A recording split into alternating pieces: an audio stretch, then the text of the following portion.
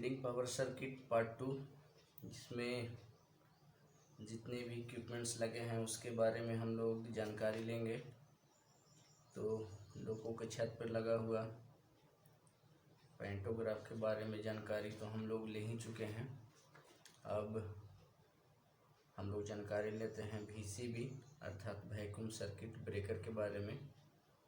तो VCB को बंद करने के लिए हम लोग BL DJ को ऑन रखते हैं और BLR DJ को प्रेस करते हैं। इससे एम्प्टी DJ इलेक्ट्रो बल्ब नाजायज होकर हवा का प्रेशर रिले बल्ब में भेज देता है। रिले बल्ब ऑपरेट हो जाता है, जिससे उसका एग्जॉस्ट पोर्ट जो है बंद हो जाता है। ऐसी स्थिति में RS की हवा रिले बल्ब के माध्यम से VCB के ड्यूल पिस्टन के बीच चली जाती है। इस कारण दोनों पिस्टन हेड स्प्रिंग के टेंशन के विरुद्ध ऑपरेट होता है और इंटरप्टर के दोनों कॉन्टैक्ट्स बंद हो जाते हैं तथा OH की सप्लाई मेन ट्रांसफार्मर में चली जाती है। इंटरप्टर के दोनों कॉन्टैक्ट्स H1 और H2 के नाम से जिसे हम लोग जानते हैं, वैक्यूम चैम्बर के अंदर बंद रहते हैं, जो वैक्यूम में ही ओपन एवं क्लोज होते हैं। इसलिए DJ की इस तरह स्पार्क उत्पन्न न होता। साथ ही एयर ब्लास्ट न होने के कारण आवाज़ भी नहीं होता है। एम्प्टी DJ इलेक्ट्रो बल्ब के डीएनर्जाइज होने पर पिस्टन के अंदर की हवा रिले बल्ब के एग्जॉस्ट पोर्ट द्वारा बाहर निकल जाती है, जिससे पिस्टन में लगी स्प्रिंग इंटरप्टर के दोनों कॉन्टैक्ट्स को खोल देती है और OH सप्लाई का संबंध मेन ट्रांसफार्मर से समाप्त हो जाता है। अब अगला जो फीडिंग पावर सर्किट में लगा हुआ है TFI-LM या QLM, यह एक बहुत ही सेंसिटिव रिले है जो मेन ट्रांसफार्मर की सेफ्टी के लिए लगाया गया है। अर्थात लोगों का हट कहा जाने वाला रिले QLM के बारे में हम लोग जानते हैं। तो QLM का जो CT यानी कि जो करंट ट्रांसफार्मर है, वह रूफ बूशिंग में सबसे ऊपर लगा रहता है। इसका वर्किंग प्रिंसिपल एक स्टेप अप ट्रांसफार्मर की तरह होता है, जिसका ट्रांसफॉर्मेशन रेशियो 50:1 होता है। अर्थात मेन ट्रांसफार्मर के 450 एम्पियर करेंट को 9 एम्पियर में कन्वर्ट कर QLM को प्रदान करता है। जब मेन ट्रांसफार्मर में 450 एम्पियर से अधिक की धारा बहने लगती है, तब QLM इनर्जाइज होकर DJ को खोल देता है और लोकों में लगा हुआ मेन ट्रांसफार्मर की सुरक्षा करता है। HOM लोकों को ग्राउंडिंग करने के लिए जो उपकरण लगा है, उसे हम HOM कहते हैं। HOM में एक हैंडल होता है, जिसे 90 डिग्री ऊपर से नीचे करने पर लोकों के छत पर लगा हुआ अर्थिंग डिवाइस ऑपरेट हो जाता है, जिससे पैंटो रूफ बार तथा मेन ट्रांसफार्मर सभी ग्राउंड हो जाते हैं, अर्थात अर्थ हो जाता है। अब हम लोग मेन ट्रांसफार्मर के बारे में जानते हैं। लोकों का मेन ट्रांसफार्मर एक ऑटो ट्रांसफार्मर होता है, जिसमें एक ही बाइंडिंग होती है और जीरो सहित कुल 33 टैप बने होते हैं। अर्थात जीरो को अगर जोड़कर देखा जाए तो कुल 33 टैप होते हैं। ऐसे समानतः 1 से लेकर 32 टैप होते हैं। ऑटो ट्रांसफार्मर में प्राइमरी और सेकेंडरी बाइंडिंग का काम एक ही बाइंडिंग करती है। इसमें कुल फेरों की संख्या 1040 होती है। प्रत्येक टैप पर फेरों की संख्या 30 होती है और सभी आपस में सीरीज में जुड़े होते हैं, किंतु 80 टर्न अतिरिक्त लगे रहते हैं ताकि शॉर्ट सर्किट ना होने पाए। मेन ट्रांसफार्मर को बिजली की सप्लाई पैंटो रूफ बार एवं सर्किट ब्रेकर के माध्यम से प्राप्त होती है। ऑटो ट्रांसफार्मर के इनर्जाइज होने पर इंडक्शन द्वारा TFWO को सप्लाई मिल जाती है परंतु टीएफपी प्राइमरी में सप्लाई तब जाती है जब हम लोग टैप चेंजर को ऑपरेट करते हैं। इस प्रकार टीएफपी प्राइमरी में विभिन्न प्रकार के वोल्टेज पहुंचते हैं और इंडक्शन द्वारा यह सप्लाई TFP1 और TFP2 सेकेंडरी में जाती है। ट्रांसफार्मर टैंक के साथ कंजर्वेटर लगा होता है, जिसकी सुरक्षा के लिए ऊपर एक सेफ्टी बल्ब लगा होता है। कंजर्वेटर के साथ सिलिका जेल सहित ब्रीदर लगा है, जिससे ट्रांसफार्मर वायर की इंसुलेशन प्रॉपर्टी मेंटेन रहती है। सिलिका जेल का कलर नीला होना चाहिए। सफ़ेद या गुलाबी कलर होने पर लॉगबुक में अवश्य दर्ज कर देना चाहिए। कंजर्वेटर पर एक गेज ग्लास लगा होता है, जिसमें ट्रांसफार्मर ऑयल लेवल दिखता है। ट्रांसफार्मर ऑयल लेवल गेज में 15 डिग्री सेल्सियस निशान से ऊपर रहना चाहिए। Conservator, silica gel, transformer oil trap तथा ब्रेदर HTC2 में लगा होता है। टैप चेंजर, अगला जो हम लोग पढ़ेंगे टैप चेंजर के बारे में जानेंगे।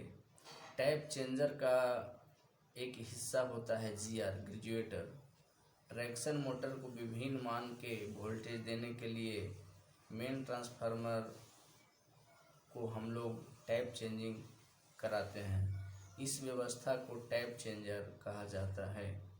टैप चेंजर के अंतर्गत कुल 5 भाग होते हैं इसमें, जो GR, SMGR, CGR 1, 2, 3, RGR, RPGR होता है। GR एक वृत्ताकार होता है। इसके अंदर 2 सर्कुलर रेल बने होते हैं, आउटर रेल जो ऑड नॉच तथा इनर रेल जो इवन नॉच के लिए होता है।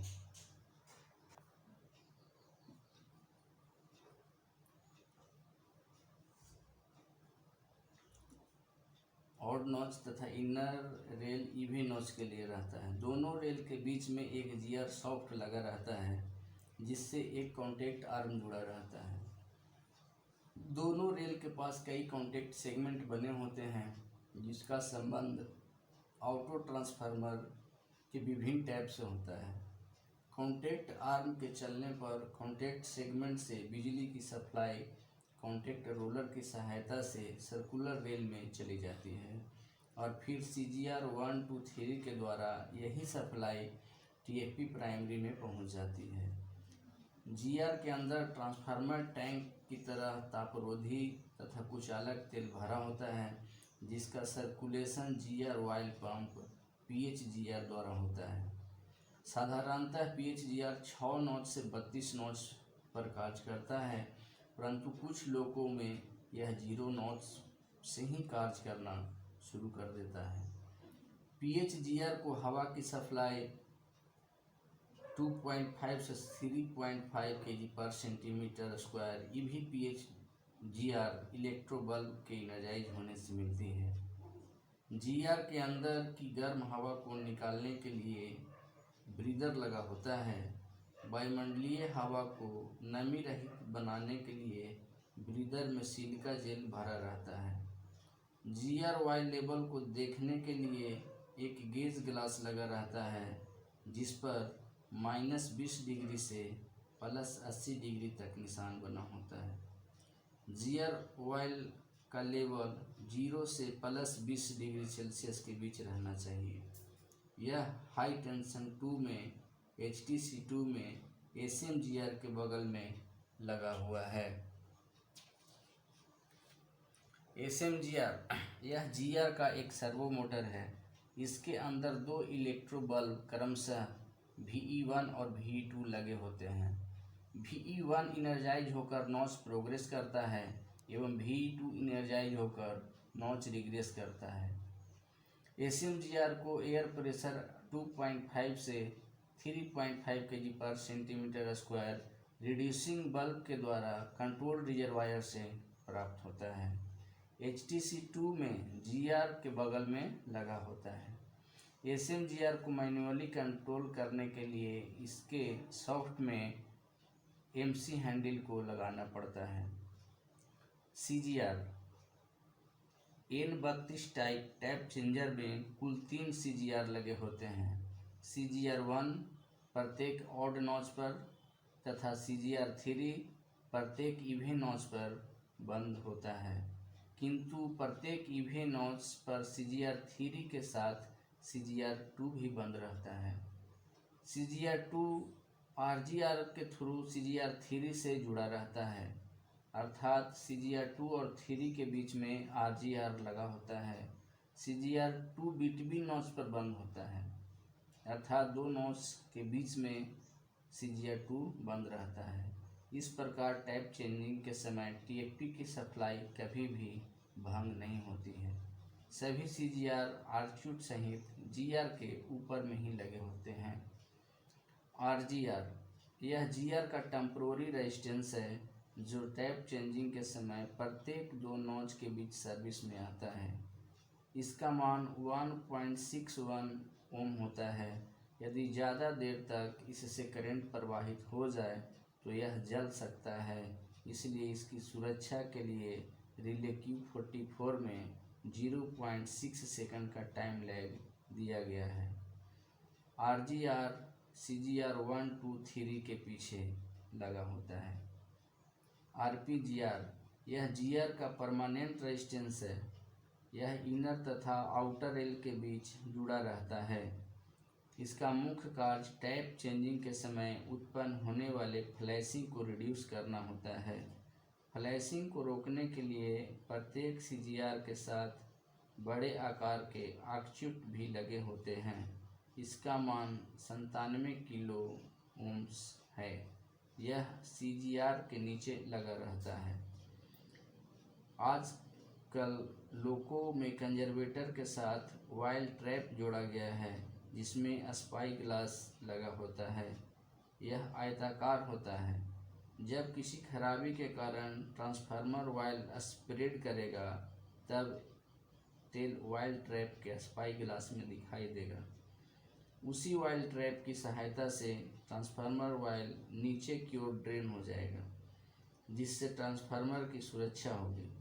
QLM ड्रॉप करने पर HTC की जांच करते समय वायल ट्रैप के स्पाई ग्लास की जांच अवश्य कर लेना चाहिए।